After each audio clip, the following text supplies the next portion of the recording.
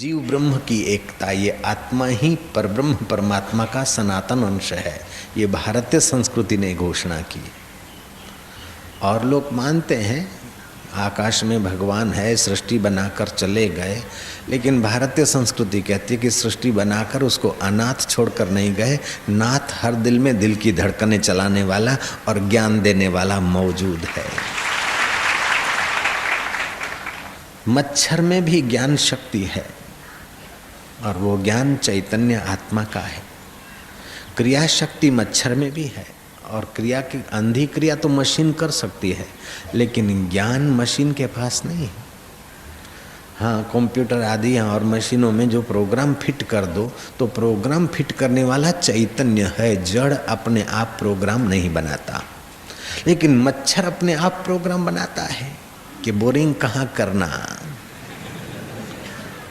मैंने बहुत ट्राई किया, मच्छर मेरे गाल पे ललाट पे बैठता है और अंग पे बैठता है, मेरी दाढ़ी पे मच्छर को कभी हमने बैठते नहीं देखा। कई बार कोशिश किया कि बैठ भाई, पर बाबानी दाढ़ी मरे हूँ क्या, इधर क्या खाने को मिलेगा। तो ये अक्ल मच्छर को किसने दी? कीड़ी को अक्ल किसने दी कि बरसाती मौसम में बरसात आने वाली है, बच्चों को उठाकर सेफ साइड करो? कौन प्रेरणा देता है? मानना पड़ेगा कि इस चैतन्य ने सृष्टि बनाकर फेंक दी और खुद हाथ धोकर साथ में अरस पे अथवा वैकुंठ में जाकर बैठा है, ऐसी बात नहीं। भारतीय संस्कृति ने ईश्वर के 3 वैभवशाली देव दिखाए, उत्पत्ति का देव, स्थिति का देव और प्रलय का देव।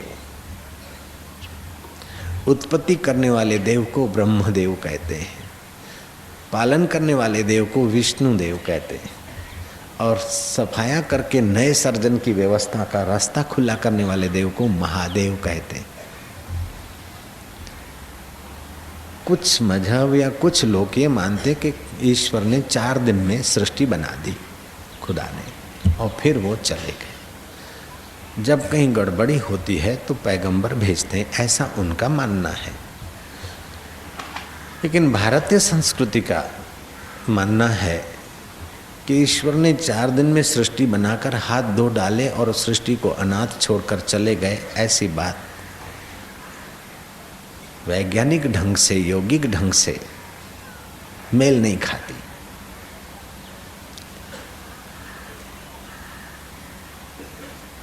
ईश्वर ने सृष्टि की, उसका पालन कौन कर रहा है? जड़ से तो पालन होगा नहीं, चेतन ही पालन की प्रेरणा देगा। वही ईश्वर का चैतन्य स्वभाव ब्रह्मा होकर उत्पत्ति करता है, वही ईश्वर का चैतन्य स्वभाव विष्णु होकर पालन करता है, वही ईश्वर का रुद्र स्वभाव चैतन्य स्वभाव रुद्र होकर संहार करता है।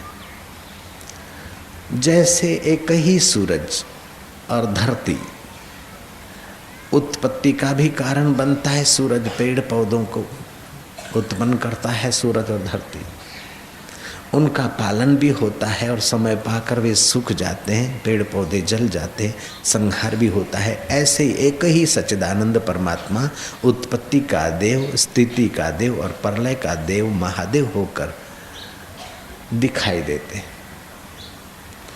उत्पत्ति के देव ने तो उत्पत्ति कर दी, अब उसकी पूजा करो न करो चलेगा। एक आध मंदिर है उत्पत्ति के देवता का, लेकिन पालन तो रोज चाहिए।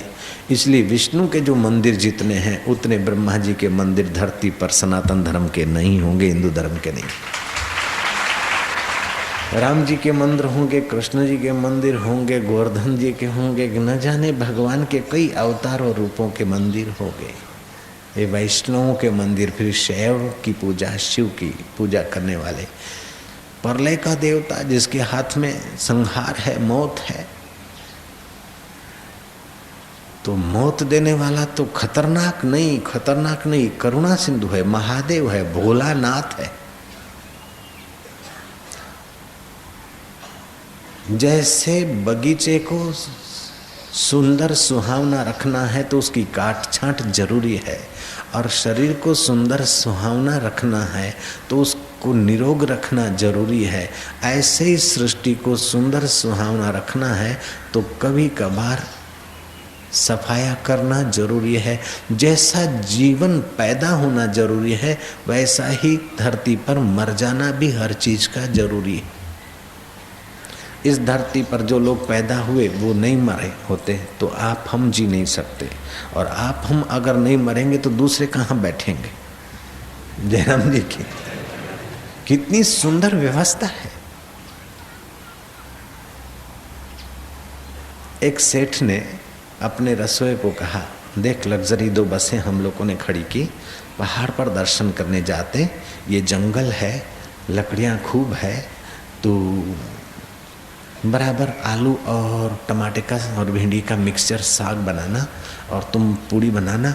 देखो ध्यान से आग फिर बुझा देना, आग बुझाना खूब ध्यान रखना, जंगल है, अपनी देश की संपत्ति है। पागल हो, कहीं गप्पे लगाने में लागर्जी न करो कि जंगल जल जाए। चूल्हा जलाना और फिर बुझा देना, 1 लोटा नहीं 4 लोटे पानी डाल देना चूल्हे में, आग ठीक से बुझाना। जाते जाते देखो भैया आग का ख्याल करना। सेठ और परिवार सारा गेस्ट सब जो थे मेहमान मेंबर दर्शन करने गए, 3 घंटे के बाद आए, देखा तो दोनों रसोईया हाथ पे हाथ रख के बैठे। बोले रसोई क्यों नहीं बनाई? बोले सेठ जी आपने कहा था ना कि आग बुझा देना, 4 लोटा पानी डाल देना, जंगल का मामला है, जब आग बुझा ही देना है तो जलाना क्यों? सेठ ने कहा धत तेरे के, जितना जलाना जरूरी है उतना उसका उपयोग करना जरूरी है, और उतना ही उसको बुझाना भी जरूरी है। ऐसे जितना सृष्टि करना जरूरी है उतना उसका सदुपयोग करके सत्य को पाना, प्रेम सदाचार, बहुजन हिताय बहुजन सुखाय सत्कर्म करके अपने उस प्रियतम को पाना भी जरूरी है, और उतना ही इस शरीर को नश्वर समझकर आसक्ति छोड़ना भी जरूरी है। तेन त्यक्तेन भुंजिथा मां कश्चित सिद्ध गिर्धनम ईशावास्यम इदम सर्वम यत्किंचितम जगत्याम जगत। ईशावास्य उपनिषद का पहला मंत्र है, अथर्ववेद के 39वें अध्याय का। ये सारा जगत उस ईश्वर से ओतप्रोत है। अगर ईश्वर से ओतप्रोत नहीं होता तो छोटे से मच्छर को ज्ञान कौन देता है? बच्चे को माँ का स्तनपान करने की ट्रेनिंग कौन से स्कूल वाले आकर दे जाते हैं? बच्चा माँ के गोद में आता है और धावण धाने की अक्ल कौन देता है? मुर्गी का बच्चा कूड़ा करकट का पीछा करता है और बतख का बच्चा पानी के तरफ जाता है, ये प्रेरणा कौन देता है?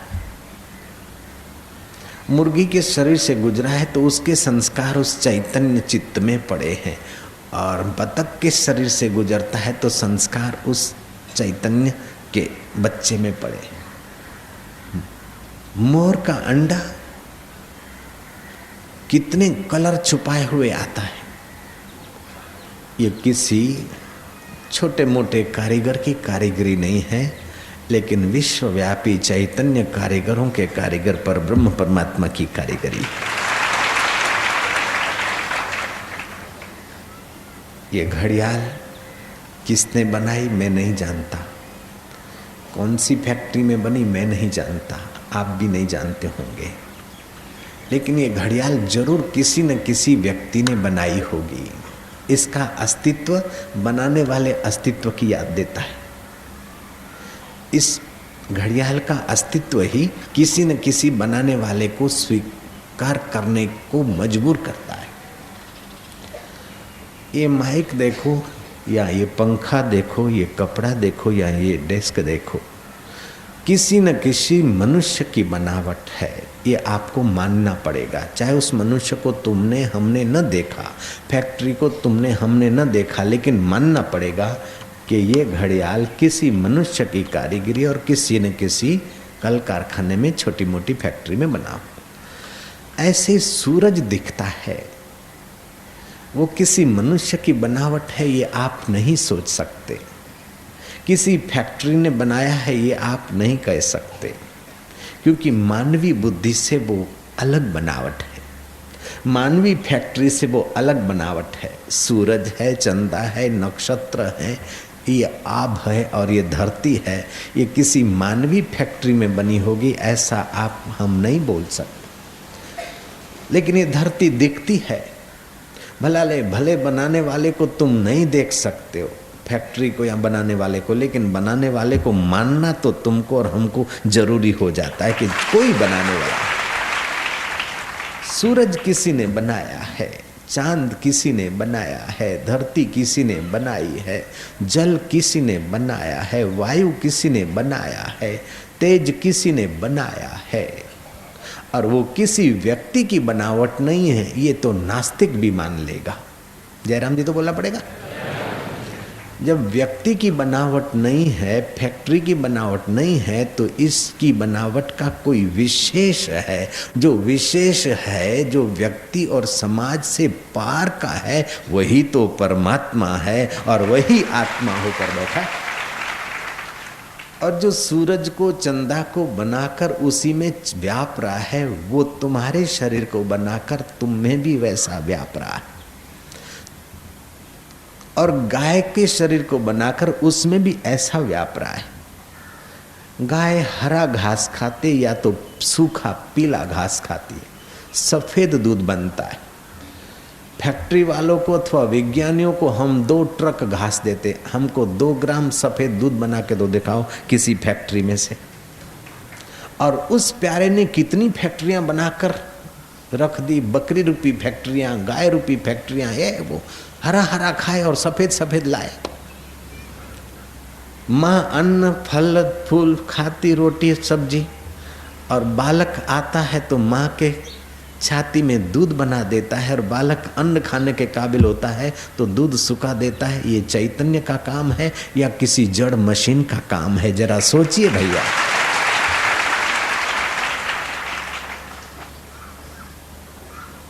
सो क्यों बिसरो जिसने सब कुछ किया, सो क्यों बिसरो जिन सब कुछ दिया, जो सो क्यों बिसरो जो गर्भ तेरा किया। गर्भ में भी जिसने रखवाली की, और माँ के गोद में आते बालक के लिए माँ के हृदय में वात्सल्य भर देता है, और बच्चा जब बड़ा होता है तो पिता के हृदय में अनुशासन की प्रेरणा देता है। वो जड़ चीज नहीं हो सकती, वो चैतन्य है, आत्मा है, और सब में और सदा बस रहा है, इसलिए उसका नाम परमात्मा है। ये भारतीय संस्कृति कहती है आत्मा सो परमात्मा। श्री कृष्ण कहते हैं ईश्वरो सर्वभूतानां हृदय से अर्जुन तिष्ठति, भ्राम्यन् सर्वभूतानि यंत्र रूढ़ानि मायया। मैं ईश्वर सबके हृदय में, सब भूत प्राणी के हृदय में, केवल मनुष्य के हृदय में नहीं, भूतों के हृदय में। भूत माना वो भूत प्रेत नहीं, ये पंचभूत। धरती के गहराई में और धरती के कण कण में, जल में, तेज में, वायु में, आकाश में, 5 भूतों में, सबके हृदय में मैं बसा हूं। बोले बापू श्री बंसीधर और धरती के अंदर कैसे? यहां जब श्री कृष्ण कह रहे मैं सब में बसा हूं, तो आप उनको छेल छबीला नटखटा केवल बंसीधर न माने, वो निर्गुण निराकार अव्यक्त परब्रह्म अकाल पुरुष परमात्मा जब कहते मैं सब में बसा हूँ, अर्जुन को कह रहे मैं सब में बसा हूँ, सब धर्मों को छोड़कर तू मेरी शरण आ जा, तो वहाँ रथ पर बैठे हुए नंद नंदन अपने शरीर के तरफ मैं नहीं कर रहे, लेकिन अर्जुन को कह रहे मेरी शरण आ, अर्थात जो तेरे हृदय में साक्षी चैतन्य हूँ वो अकर्ता अभोक्ता भाव में आ जा, ये लक्ष्य लेना पड़ेगा। असंगो अयम पुरुष उपनिषद कहती है, असंगो अयम पुरुष केवल निर्गुणश्च। ये परब्रह्म परमात्मा असंग पुरुष है, निर्गुण। जैसे आकाश सब में बसा है, लक्कड़ में भी आकाश घुसा है, अगर आकाश अवकाश नहीं होता तो खिल जाता नहीं। दीवाल में भी आकाश तत्व है, अगर नहीं होता तो खिल नहीं घुसता। लोहे में भी अवकाश आकाश है। अगर लोहे में आकाश तत्व तो नहीं होता तो भट्ठी में लोहा तपता है तो अग्निमय क्यों हो जाता है? अग्नि को प्रवेश करने की जगह मिलती है ना। जैसे आकाश सब भूतों में है, चार भूतों में आकाश है, ऐसे उससे भी चिदाकाश परमात्मा सूक्ष्म है। अवकाश में भी वो परमात्मा है और पृथ्वी में भी है, सब भूतों में है। जो सब भूतों में है तो सब देहों में भी है। जो सब देहों में है वो सब जाति वालों में भी है। चाहे मनुष्य जाति हो, चाहे पशु जाति हो, चाहे पक्षी जाति हो, सब जाति वालों में है। कबीर जी ने ठीक कहा, सब घट मेरा साइया, खाली घट ना कोई, बलिहारी वो घट की जागट प्रगट होई। जैसे लकड़ी में आग छुपी है, तिलों में तेल छुपा है, चकमक में आग छुपी।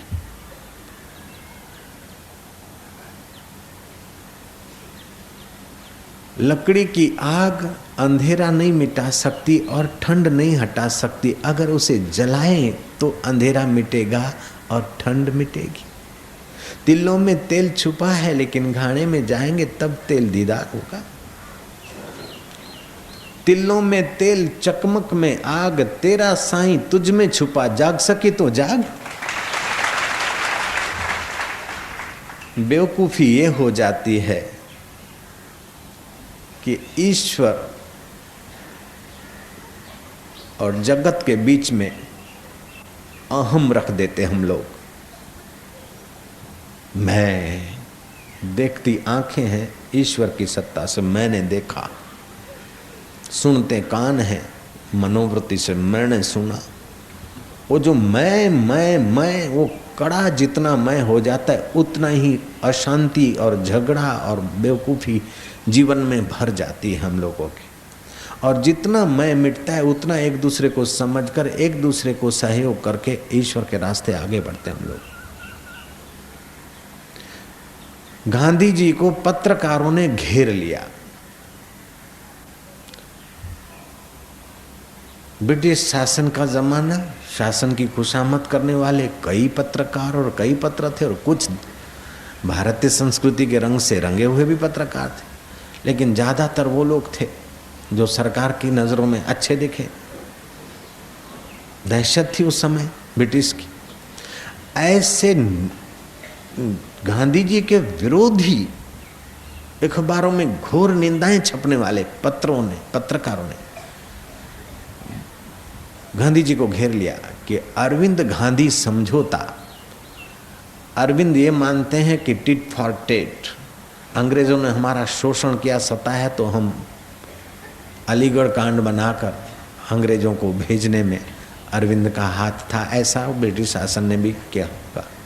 तो अरविंद मानते थे ऐसा करें, और गांधी जी मानते नहीं, अहिंसा परमो धर्म। किसी को सताकर, किसी की बद्दुआएं लेकर अथवा किसी को रंजाकर अपने सुखी नहीं हो सकते। अपने युक्ति से, सहन शक्ति से अपने भारत माता को आज़ाद कराना। तो गांधी के विचार पूर्व और अरविंद घोष के विचार पश्चिम, तो दोनों विपरीत विचार के थे, और उनके बीच समझौता हुआ। तो गांधी जी, तुमने अरविंद की क्या हिंसा ली और अरविंद ने तुम्हारा कौन सा अहिंसा का सिद्धांत लिया। ऐसे ऐसे पत्रकारों ने और एडिटरों ने प्रश्न पूछे, और गांधी जी सड़सड़ाहट उत्तर देते गए। जो एंटी विचार वाले थे, गांधी जी की निंदा लिखकर अपने को अक्ल वाला समझते थे, ऐसे पत्रों ने भी गांधी की भरपेट प्रशंसा लिखी। गांधी जी को किसी मित्रों ने घेर दिया कि आपके पास तो समय नहीं था। अरविंद गांधी समझौता जब हो गया और एकाएक पत्रकार आ गए तुम्हारे पास, तो वो क्या पूछेंगे और क्या जवाब देना है, ऐसा तो तुमने कोई पूर्व तैयारी तो की नहीं थी। फिर भी तुम ऐसा सुंदर बोले कि तुम्हारे निंदा करने वाले भी अगर शांत होकर विचार रहे हैं तो तुम्हारी प्रशंसा लिखते। आखिर तुम्हारे पास क्या ये जादू, कौन सी तैयारियां की थी। गांधी जी ने नम्रता से कहा कि भैया, सबने घेर लिया, मैं शांत हो गया। क्षण भर मैंने आंख बंद कर ली, मन उस राम में लगाया। ये पूछने वालों में भी तू और बोलने वाले में भी तू, तेरा ही हाथ काम करेगा, मेरे हाथ तो छोटे हैं। मेरे बोलने के पीछे मेरे राम का हाथ था, इसलिए काम बढ़िया हो गया।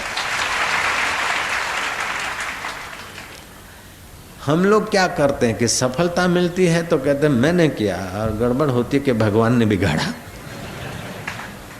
जयराम जी की मैंने किया, ये दुकान मेरी है, ये बेटे को मैंने डॉक्टर बनाया, इसको मैंने वकील बनाया, इसको मैंने इंजीनियर बनाया, इसका मैंने पालन पोषण किया, और बीमार पड़ा लाचार होके जा रहा है, बोले क्या करे, जो भगवान की मर्जी। मतलब सफलता हम लोग करते हैं, और जो मर जाते हैं उसमें भगवान की मर्जी होती है। भगवान का हाथ देखें। माँ मिठाई देती है तभी भी प्यार है, और कभी थप्पड़ मारती तो वो भी एक प्यार का रूप है। ऐसे जीवन में सुख सुविधा यश या वाहवाही या और कुछ होता है तो ये भी ईश्वर का प्रसाद है, और कभी कुछ जीवन में विक्षेप का वातावरण होता है, ये भी ईश्वर का प्रसाद। ईश्वर का हाथ देखें। वास्तविक में हमारे कृत्यों के पीछे ईश्वर का हाथ होता है, लेकिन अहम अपना हाथ डालकर गड़बड़ कर देता है।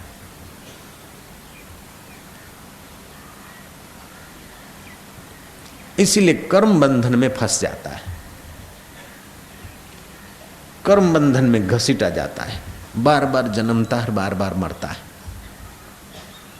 अगर ईश्वर को सर्व का अंतर्यामी आत्मा समझकर शरीर के निर्वाह के लिए ईमानदारी से कोशिश करे तो जो प्रारब्ध में होगा और जो टिकना है वो टिकना है। बड़ा आनंद, बड़ी शांति, बड़ा माधुर्यमय जीवन होगा। लेकिन मेरा तेरा कावा दावा ये वो करके इसको नीचे दिखाना, उसको गिराना, ये करना वो करना, ये वासना के वेग से जो होता है वो अपने को भी परेशान करता है और समाज में भी परेशानी ले आता। और ऐसे समाज में एक दो अगर ईमानदार हैं तो लोग बोलते बेवकूफ़ है। जयराम जी की एक दो अगर सज्जन और भगत आ जाते हैं, भोले भाले रह जाते हैं, सच्चाई से जीता रहे, तेरे को पता नहीं। तो सतयुग में जो लोग सुखी जीते थे, आनंदित जीते थे, उसका कारण था कि लोग धर्म परायण थे, उस ईश्वर के हाथ को देखने की व्यवस्था को मानते थे। धर्म नियंत्रण लाता है, संयम लाता है, सदाचार लाकर उस सत्य के तरफ यात्रा करवाता है। अपनी सुषुप्त शक्तियां खोलने की व्यवस्था का नाम है धर्म। यतो धर्म ततो जय, यतो धर्म ततो अभ्युदय।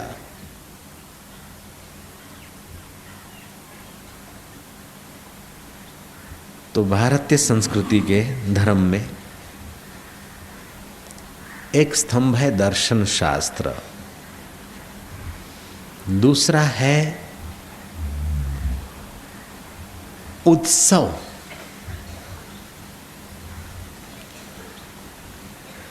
दिवाली आई, होली आई, सावन का महीना आया, सावन के महीने में शिव की पूजा रखी, विशेष लाभ कहा, क्योंकि सावन के महीने में धरती पर सूरज के किरण कम मात्रा में पड़ते हैं, जठरा अग्नि मंद रहती, शरीर में वायु का, वात पित्त का कोप होने की संभावना ज़्यादा है।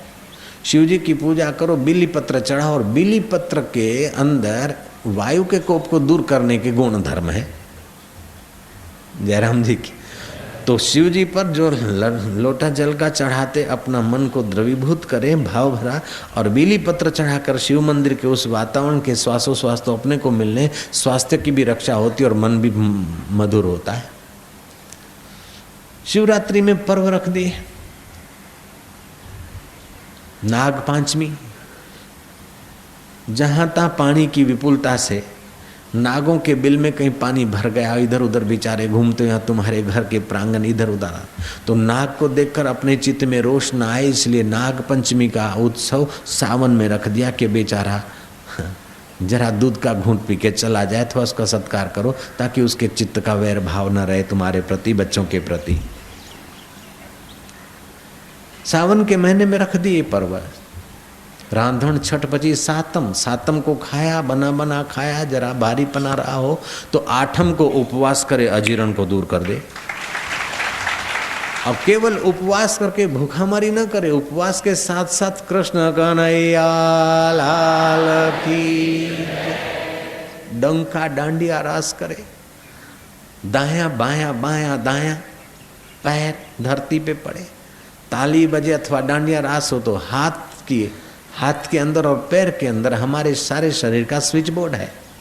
जैसे घर में अलग अलग जगह पर लाइट, ट्यूबलाइट, पंखे होते हैं और स्विच बोर्ड में सबका कंट्रोल वहाँ होता है, ऐसे ही हमारे शरीर की सब नाड़ियों का कंट्रोल हाथों में और पैरों में। तो नृत्य करने से वो एक्यूप्रेशर सिस्टम से हमारी नाड़ियों में वो मूवमेंट होती है जिससे रोग और वात पित्त कफ के कण दूर होकर हमारे शरीर में तंदुरुस्ती और प्रसन्नता का संचार होता है। जैसे कल्पना करो कि आपको सर्दी है तो हाथ के अंदर जो नाड़ियों के स्विच हैं, स्विच नंबर फलाना फलाना, ये 3 आपने दबाए 2-2 मिनट रोज, सर्दी गायब हो जाएगी।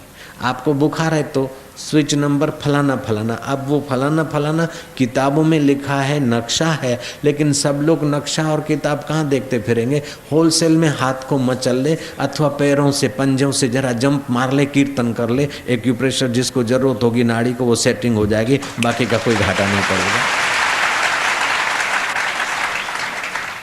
फिर बैठे बैठे ताली बजाए अथवा नाचते नाचते कीर्तन करे तो ये कीर्तन का लाभ लेकर साथ साथ में अम्बे मात की जय भाव शक्ति का विकास। भारतीय संस्कृति ने भगवान को मानने का जो सुंदर में सुंदर आविष्कार किया, दुनिया की और जगह हमको नहीं दिखा। भगवान को मां रूप में माना भारत ने। अम्बे मां, बहुचर मां, काली मां, परात पर जो ब्रह्म है उसको मां रूप में माना, क्योंकि वो जब सब कुछ है तो मां भी तो वही है, बाप भी वही है। कबीर ने सुंदर कहा, कीड़ी में तू नानो लागे, हाथी में तू मोटो क्यों, बड़ महावत ने माथे बैठो, हाकण वालो तू को तू, ऐसो खेल रचो मेरे दाता, जहां देखूं वहां तू को तू। ले झोड़ी ने मागण लाग्यो, देवा वाळो दाता तू, कर चोरी ने भागण लाग्यो, पकड़ने वाळो तूरो तू, ऐसो खेल रचो मेरे दाता, जहां देखूं बात तू को तू। बन बालक ने रोवा लाग्यो, बच्चा बनकर रोने लग गया। बन बालक ने रोवा लाग्यो, छानो राखण वाळो तू, हला करो हला करो, भाई डायो छे, पाटले बेसीने आयो छे, पाटलो खसी पड्यो ने भाई हसी पड्यो, हला करो हला करो हला करो। लेकिन बच्चे का रोना चालू है तो परमात्मा ज्ञान सत्ता से प्रेरणा करता कि बच्चा कमरे में है, उसके श्वासोश्वास में ऑक्सीजन की कमी है, उसको परेशानी हो रही है। चतुर माता प्रांगण में ले जाती, खुली हवा में ले जाती और बच्चा चुप हो जाता है। जयराम जी बोलना पड़ेगा। बण बालक ने रोवा लाग्यो, छानो राखण वाळो तू, ले झोड़ी ने मागण लाग्यो, ए बेन कटको रोटली आलो बा। आ सातमનું વધેલું કહેલું હોય તો હાલો મારી બેન, આજે શીતળા સાતમ છે, તમારા છોકરા છૈયા સુખી રે, માં શીતળા તમારા હૈયાને ટાઢક આપે બા। આ ધંધો કરું તો ખૂબ ઘરાકી થાય આપણે તો કે પૈસા।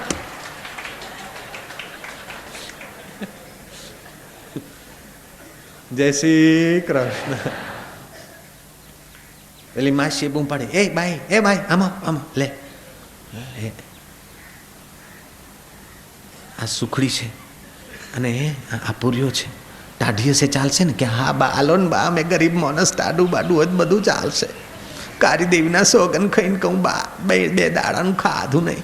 બાને દયા આવી, મોનથાલની 2 ગોટીઓ લાવી, સુખડીની બીજી 4 ગોટીઓ લાવી, લઈ જા છાની માની, પણ મારી વહુ આ જમાનાવાળી છે, એને વાત કરીશ નહીં કાલે, નહીં તો મને ડોળા દેખાડશે। ले छोड़ीने मागण लाग्यो, देवा वाळो दाता तू, कर चोरी ने भागण लाग्यो, पकड़ने वालो तू को तू, ऐसो खेल रचो मेरे दाता, जहां देखूं वहां तुमको तुम। जल थल में तू ही विराजे, कबीर जी ने कहा। और कृष्ण भी कहते हैं,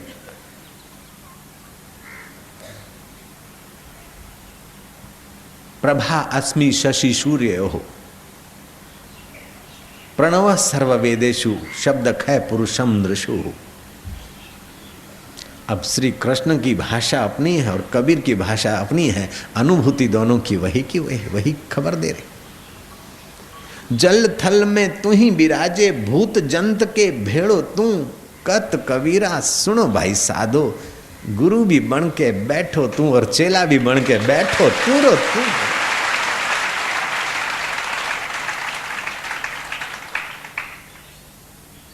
ये भारतीय संस्कृति का जो अद्वैत ज्ञान है, व्यवहार में परमार्थ।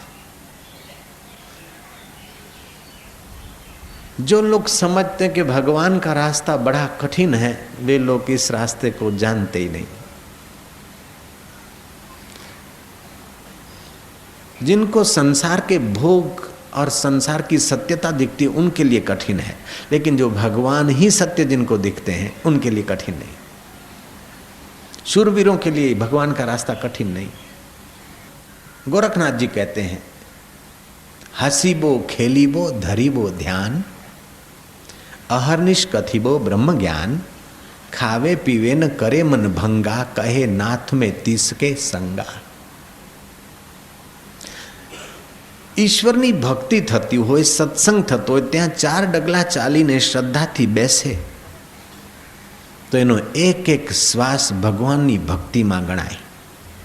એક એક ડગલું શ્રદ્ધા ભક્તિથી જઈને બેસે કથામાં તો એક એક ડગલું ચાલે, એને એક એક યજ્ઞ કરવાનું પુણ્ય પ્રાપ્ત થાય છે। શાસ્ત્ર કહે છે, તે સભાગ્યા મનુષ્યેષુ, તે સભાગ્યા મનુષ્યેષુ, कृतार्था नृपनिश्चयः,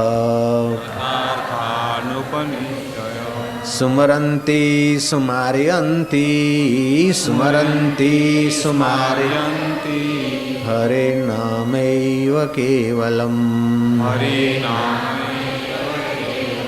वे सद्भागी लोग हैं। ते सौभाग्या मनुष्येषु, मनुष्य लोक में वे सौभाग्यशाली हैं जो इस कलयुग में हरिनाम सुमरण करते हैं अथवा सुमरण करवाने के दैवी कार्य में भागीदार होते हैं। ते सौभाग्याशु, वे भाग्यशाली। स्वामी विवेकानंद बोलते थे कि तुम किसी भूखे को अन्न देते हो तो पुण्य है, प्यासे को पानी देते हो तो पुण्य है, हारे हुए को हिम्मत देते हो तो पुण्य है, थके हुए को विश्रांति देते हो तो पुण्य है। भूखे को अन्न एक दिन का दिया तो पुण्य है, लेकिन सप्ताह के लिए उसकी व्यवस्था करते हो तो ज्यादा पुण्य है। दुख निवृत्ति जितना लंबा समय उतना पुण्य बढ़ा। अगर एक सप्ताह के लिए उसके खान पान की व्यवस्था करते तो एक दिन के खान पान की अपेक्षा 8 दिन वाला पुण्य ज़्यादा माना जाएगा। अगर 1 महीना करते तो और ज़्यादा है, साल भर की व्यवस्था करो तो और ज़्यादा पुण्य कर्म है। तुम धरती के लोगों की आजीवन तक पूरी जिंदगी के लिए खान पान रहन सहन गाड़ी मोटर सबकी व्यवस्था कर दो, फिर भी जब तक हृदय में अज्ञान है, काम क्रोध लोभ मोह है और सच्चा सत्संग का ज्ञान नहीं, तब तक आदमी का हृदय दुख की फैक्ट्री की नाई काम क्रोध बनाएगा, लोभ मोह बनाएगा, पाप ताप करेगा, करवाएगा। ये पुण्य कर्म तो है, रोटी देना, अनपढ़ को विद्या के रास्ते ले जाना, बीमार के लिए औषधि तो अपने आश्रमों में यहाँ भी और दूसरी जगह भी होता है। ये पुण्य कर्म तो है, लेकिन जरूरी नहीं कि झोंपड़े वाला ही दुखी है, महल वाला भी दुखी है भैया, फैक्ट्री वाला भी दुखी है। झोंपड़े वाले को तो खाने का नहीं, ऐसे कुछ लोग हैं कि आवक नहीं है, दानगी नहीं मिलती है या पति चला गया, ऐसे लोग हैं। लेकिन जिनका पति मौजूद है, पत्नी मौजूद है, फिर भी हृदय में गड़बड़ तो चालू है, वो गड़बड़ निकलेगी सत्संग से, और सत्संग के द्वारा सारी गड़बड़ निकालना और निकालने में भागीदार बनना। मनुष्य जाति को जो सत्संग दिलाने में साझीदार बनता है वो बड़े में बड़ा पुण्य काम करता है। एक स्तंभ है दर्शन शास्त्र और दूसरा स्तंभ है धर्म, तीसरा स्तंभ है वर्ण व्यवस्था। अपने अपने कार्य के द्वारा ईश्वर को संतुष्ट कर सकते। पिता है तो पिता का कर्तव्य, माता है तो माता का कर्तव्य, बेटा है तो बेटा का कर्तव्य, बहन है तो बहन का कर्तव्य, भाई है तो भाई का कर्तव्य, शिष्य है तो शिष्य का कर्तव्य, गुरु है तो गुरु का कर्तव्य, और दोस्त है तो दोस्त का कर्तव्य, साथी है तो साथी का कर्तव्य। अपना अपना कर्तव्य पालो। अपने कर्तव्य के बदले में नश्वर चीज न चाहो। कर्तव्य पालकर आप अपने हृदय ईश्वर को संतुष्ट करो। बदला तो तुम्हारे शरीर की रक्षा करने के लिए अपने आप आएगा। जो चीज काम में आ जाती है, अरे स्कूटर काम में आ जाता है, कार काम में आ जाती है, तो उसको पेट्रोल ऑयल मिलता है। स्कूटर को पेट्रोल ऑयल मिलता है, विकी को भी मिलता है, और कभी कभार रखने के लिए उसको जगह भी मिलती है। जब पत्थर और चूना काम में, सीमेंट काम में आता है तो उसको भी रखने की जगह मिलती है। तो तुम अगर ईश्वर के काम आ गए तो तुम्हारे शरीर को रखने और खाने की व्यवस्था बहुत समाज करेगा और ईश्वर करेगा। मेरा क्या होगा, धंधा नहीं चलेगा तो क्या होगा, भूखे मर जाऊंगा। अरे पगले, भूखे कैसे मरेगा? हाँ, ईमानदारी करूंगा तो भूखे मर जाऊंगा, नहीं हो सकता। खा खा के भी लोग मर रहे हैं, खा खा के कोई अमर नहीं हुआ। तो सच्चाई से अगर भूखा भी मर गया तो क्या घाटा है, लेकिन भूखा मरेगा नहीं। आटा दाल की चिंता मत कर, सब्जी पालक की चिंता मत कर, दूध दही की चिंता मत कर, घर और मकान की चिंता मत कर। मुर्दे को प्रभु देत है कपड़ा लकड़ा आग, जिंदा नर चिंता करे तिसके बड़े अभाग। तू पुरुषार्थ कर और इहलोक और परलोक का संवारने का बाकी जो होगा देखा जाएगा। निर्भीक होकर चलता है। अरर आम थशे तो अरर तेम थशे तो अरर वही हाय हाय શું થયું કે અરે દૂધ ઢળી ગયું, अरर जरा जरा बात में अरर। एक तो दूध दुला 2 रुपये का नुकसान हुआ, दूसरा हृदय नुकसान। सावधानी हो, दूसरी बार न डोले। लेकिन अरर करके हयू बाळीश नहीं। दूध बળી गયું તો મું પણ હયું બાળીશ નહીં, રોટલી બળી ગઈ તો મું પણ હયું બાળીશ નહીં। અને પ્રેસ કરતા કરતા કપડું બળી ગયું તોય વાંધો નહીં, હયું બાળીશ નહીં। એનો અર્થ નહીં કે બીજી વાર પણ બાળતા થાઓ। लापरवाही न करो काम करने में। Work value work, play value play, that is the way to be happy and gay. जो काम करो तत्परता से करो, बेवकूफ़ी से उसको बिगड़ने मत दो। लेकिन अगर कुछ घाटा पड़ गया तो अपने दिल को संभालो, अपने दिल को बिगड़ने मत दो, भयभीत मत होने दो, दुखी मत होने दो, चिंतित मत होने दो। अपने दिल की रक्षा करो। अगर कुछ अच्छा मिल गया, बढ़िया खाने को मिल गया, तो अपने दिल को उसका गुलाम मत बनाओ। ढेबरा सारा थया छे के फरी पाछा बनाओ, नहीं नहीं। गंगाधर एमनी पत्नी रकाबी मां हापूस केरी, केसर केरी, केसर आम और आपूस आम संवार कर लाई, सुधार कर। एक फाक खाई, दूसरी फाक दूसरे आम की चखी खाई, मुस्कुराए, पूरी प्लेट उठाकर पत्नी को दिया कि लो, नौकरानी को दे दो और पड़ोस के बच्चों को और अपने बच्चों को दे दो। क्यों, आम अच्छा नहीं लगा? ये तो बहुत मीठे थे। बोले बहुत मीठे, सुगंधी भी काफ़ी थी इनमें। कि हाँ, उस जमाने में जहाँ अंग्रेजी खाद नहीं था, छाणिया खातर से तो और फल मीठे और स्वादिष्ट और सुगंधी वाले थे। केसर आम અત્યારે તો જાણે ઘાસ ખાધું હોય, હાપૂસ કેરી ખાધી જાણે ઘાસ ખાધું। એના કરતાં દેશી વળી હારી થોડી ઘણી।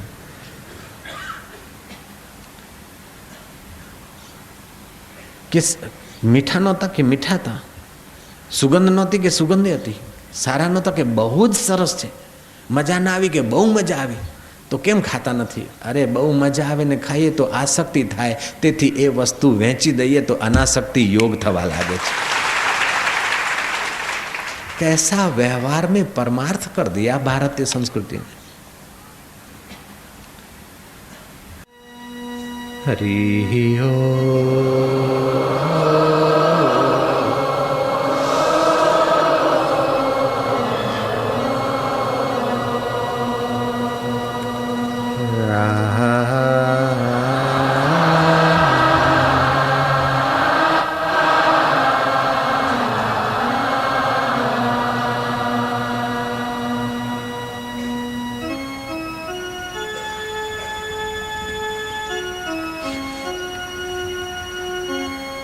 ऊंडी शांति, गहरी शांति, मधुर शांति, परमेश्वरीय शांति। हरि सम जग कछु वस्तु नहीं, हरि सम जग कछु वस्तु नहीं। प्रेम पंथ सम पंथ, प्रेम पंथ सम पंथ। सद्गुरु सम सज्जन नहीं, सद्गुरु सम सज्जन नहीं। गीता सम नहीं ग्रंथ, गीता सम नहीं ग्रंथ। हरि हरि ओम।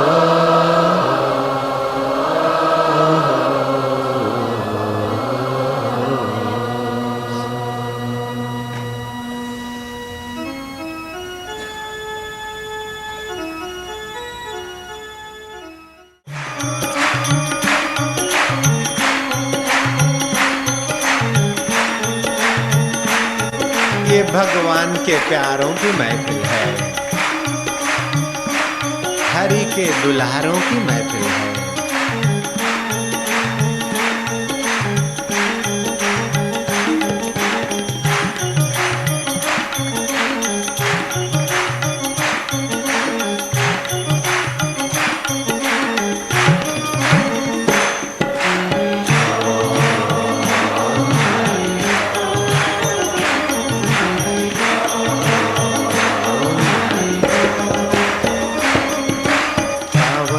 पावन नाम अधम उदाहरण नाम, प्रेम से बोलो प्यारा नाम, दिल से बोलो दुल्हारा नाम।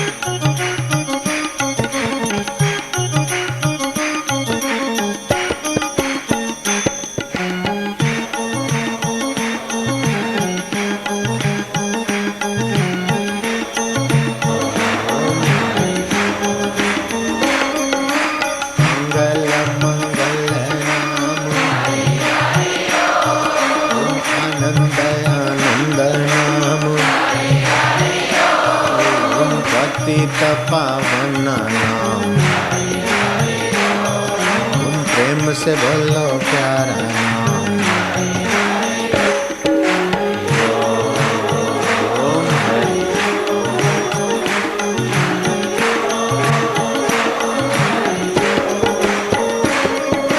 बंगाल में गौरंग गाए, पंजाब में नानक आखे, सौराष्ट्र में नरसी बोल्या, तापी तट पर साधक बोले, मंगल मंगल नाम।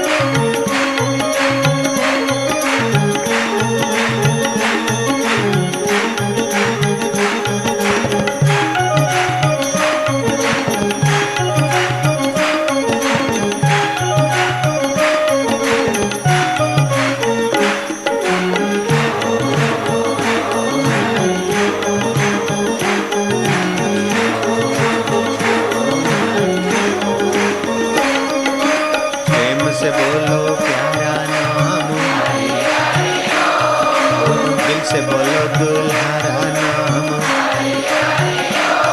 ओम कालिका किनारा नाम, ओम पाप का निवारक नाम, पतित पावन नाम, ओम आनंद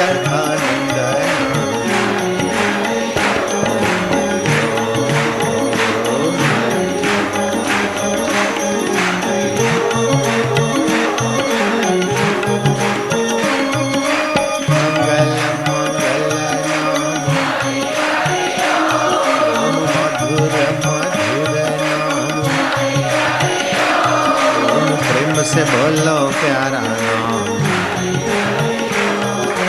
कालिका किनारा नाम।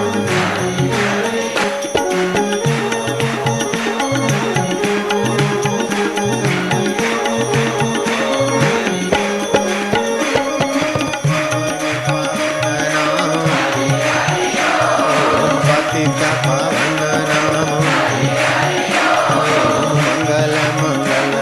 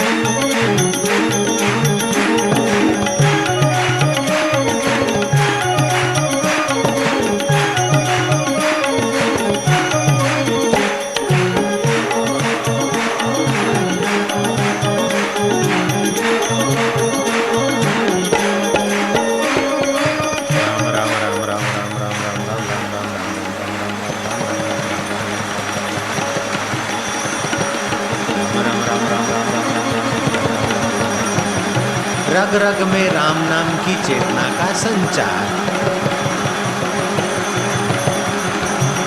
आनंद, माधुर्य और आत्मशक्ति का विकास।